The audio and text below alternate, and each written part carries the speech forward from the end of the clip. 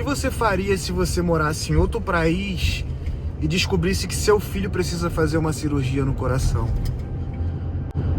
Pois é, isso foi o que aconteceu com a gente há alguns meses e eu ainda nem contei essa história publicamente, mas eu acho importante contar agora porque ontem nós fizemos um check-up geral de novo no nosso filho João Miguel e descobrimos que, graças a Deus, ele está bem.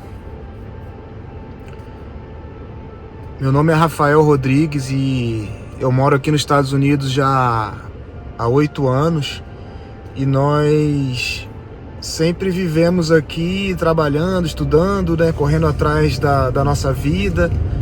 E nós temos um filho, o João Miguel, e a Laís, né? E no ano passado, no início do ano passado, eu vinha observando quando o João treinava o jiu-jitsu. A todo momento eu convidava ele para ir para o jiu-jitsu e ele ficava reclamando a todo momento que ele não queria ir, porque estava cansado, porque estava indisposto, estava com dor na barriga. E eu, como pai, achando que aquilo era uma forma de preguiça dele, ou fosse uma forma de querer às vezes ficar jogando videogame ou brincando, não quisesse participar.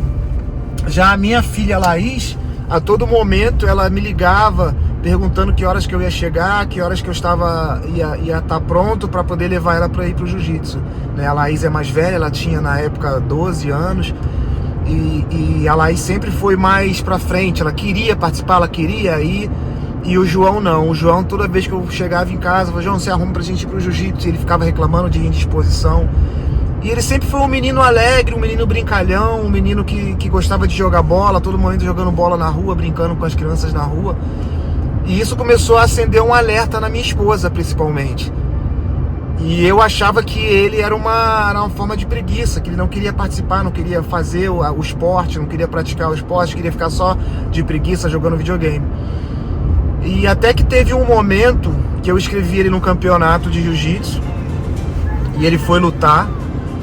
E ele lutou muito bem, ele ganhou a primeira luta, ganhou a segunda luta, ganhou a terceira luta. E na quarta luta, eu senti que ele estava muito cansado, muito cansado.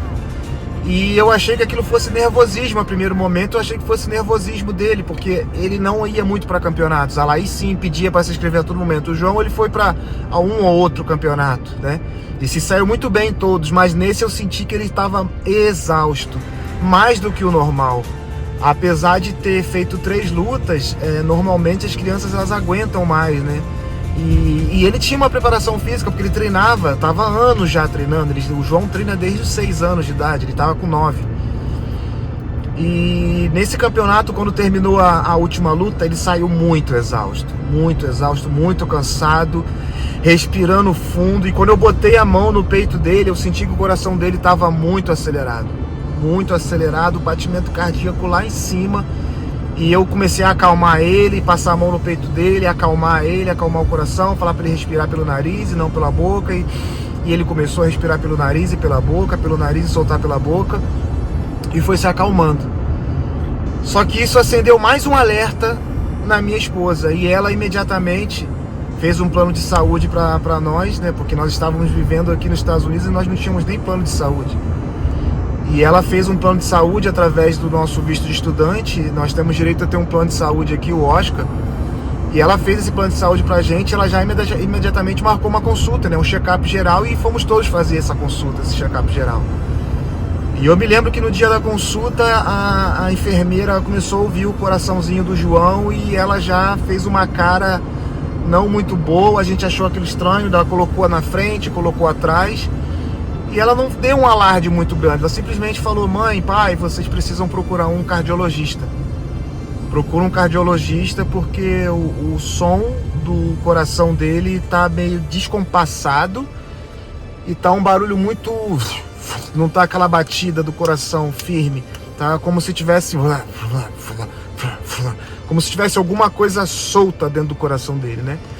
Ela não tem a capacidade ali, não tinha os aparelhos necessários para fazer o exame, mas ela indicou que a gente procurasse um cardiologista. Graças a Deus, a minha esposa tinha feito esse plano de saúde e nós fomos atrás de um cardiologista para o João. Ela conseguiu marcar para uma semana depois, bem próximo à nossa casa, E nós levamos o João lá. E quando nós levamos o João lá, o médico fez a ressonância, né? Fez a ultrassonografia no coração dele, calculou os batimentos cardíacos, mediu, e pegou o papel e entregou para o médico e ficamos aguardando na sala.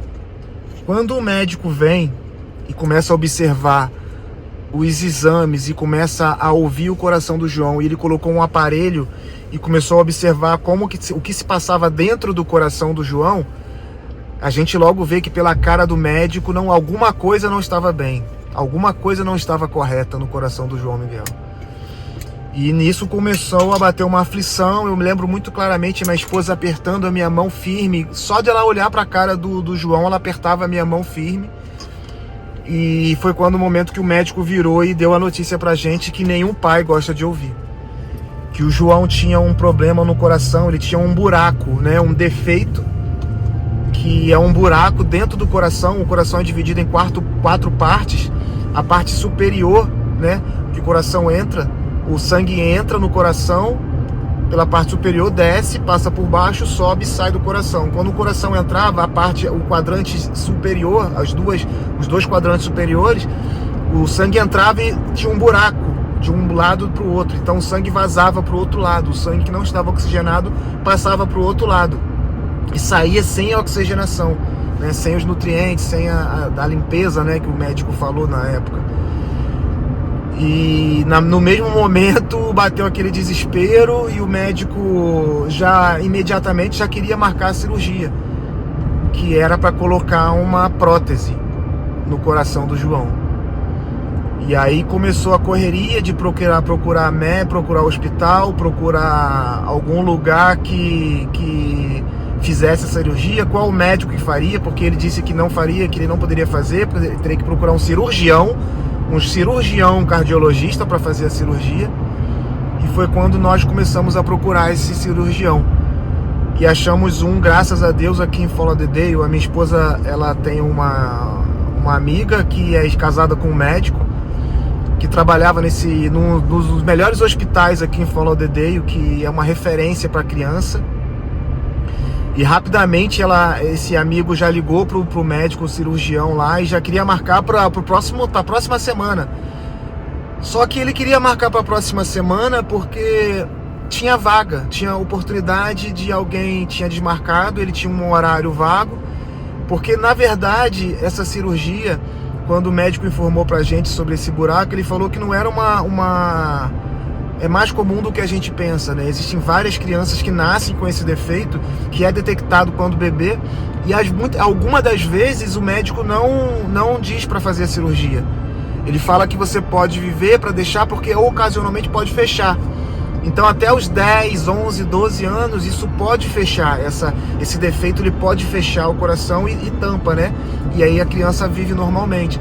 Mas no caso do João, como ele já tinha 9 anos e o João era bem magrinho, ele não tinha fechado o coração e provavelmente não iria fechar mais. E o perigo disso era o João crescer. Ele falou, agora ele nunca vai ter problema, não vai ter problema agora dessa semana para outra. Ele vai ter um problema se ele não fizer essa cirurgia, e lá quando ele tiver seus 18, 19, 20 anos, que ele estiver no auge da forma física, e ele for fazer uma corrida, for praticar um esporte que ele precisa, né, acelerar, o coração dele pode explodir. Eu me lembro como fosse hoje o João perguntando, o médico falou que meu coração vai explodir, e aí a gente foi explicando para ele, porque ele estava do lado, né, ouvindo o que o médico estava falando. E nós fomos explicando para ele que não, que o médico falou que o coração dele iria explodir se ele não fizesse a cirurgia, e quando ele fizesse lá seus 18, 19, 20 anos, né, poderia ter um ataque cardíaco e ter uma morte súbita. Mas graças a Deus nós fomos muito bem amparados e auxiliados. Conseguimos marcar a cirurgia do João um mês depois. Né, veio inclusive uma tia da Michelle do Brasil, que é médica, para dar uma força, dar um apoio, né, porque ela entende. E aí nós aguardamos um mês para fazer a cirurgia do João. No dia da cirurgia, a gente passou aquele mês de abril inteiro conversando com o João, explicando para ele. Ele continuou vivendo a vida normalmente, e até que chegou o dia da cirurgia e ele ficou meio apreensivo. E eu lembro que no dia ele estava numa sala muito bem amparado, com aparelhos de altíssimo nível, enfermeiras super atenciosas e dando todo o apoio para ele com videogame, para ele brincar. Teve apoio emocional do cachorro. Assim, eu não tenho o que reclamar, graças a Deus. Devido a gente ter feito esse plano de saúde, uma cirurgia que no dia que a gente chegou para fazer a cirurgia, chegou a conta do Bill para pagar, né? E a conta dessa cirurgia tinha dado $110 mil. Só que como nós tínhamos o plano de saúde Oscar, a gente apenas pagou o valor de $1.200. Foi o valor que a gente pagou para fazer a cirurgia. E a gente tem que pagar esses 1.200 ali no ato, né, para fazer, porque o valor na verdade era $110 mil. Mas devido ao seguro, né, o insurance, a gente não precisou pagar aquele valor todo. E aí o João entrou para fazer a cirurgia, ficou meio apreensivo, ficou meio assim com medo, né, porque é uma criança normal de 9 anos, mas a gente deu todo apoio para ele, toda a força. Ele entrou muito corajoso, se mostrou ser uma criança corajosa, né, e eu fiquei muito orgulhoso do João, porque em momento nenhum ele chorou. É claro que ele falou o medo, a preocupação, mas ele não entrou em desespero, não chorou, devido também ao amparo que nós tivemos de apoio das enfermeiras e tudo mais, como eu falei aqui. E foi assim que ele fez a cirurgia. Demorou mais ou menos 2 horas.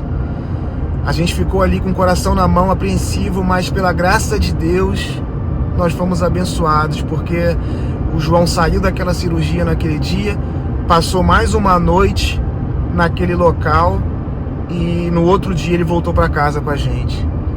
E durante alguns meses ele ficou fazendo um acompanhamento e tomando aspirina, né, que é para afinar o sangue. O coração dele estava com essa prótese. E todo mês a gente ia lá e via, tá tudo bem, tá tudo bem. O médico falava que eu estava correndo bem, que a cirurgia tinha sido um sucesso e que ele já estava em processo de recuperação, mas precisaria tomar a aspirina para poder o sangue afinar e não trabalhar tanto o coração dele, não forçar tanto o coração, né, porque estava com essa prótese. A prótese é um aparelho que eles enfiam pela perna, porque uma das nossas preocupações era abrir o peito do João, né? Quando a gente ficou sabendo daquilo, a primeira imagem que eu tive foi de pegar o coração do João e abrir com uma faca no meio e enfiar entrar dentro do coração do João e enfiar a prótese lá. Mas não, a prótese ela é colocada por um catéter na perna.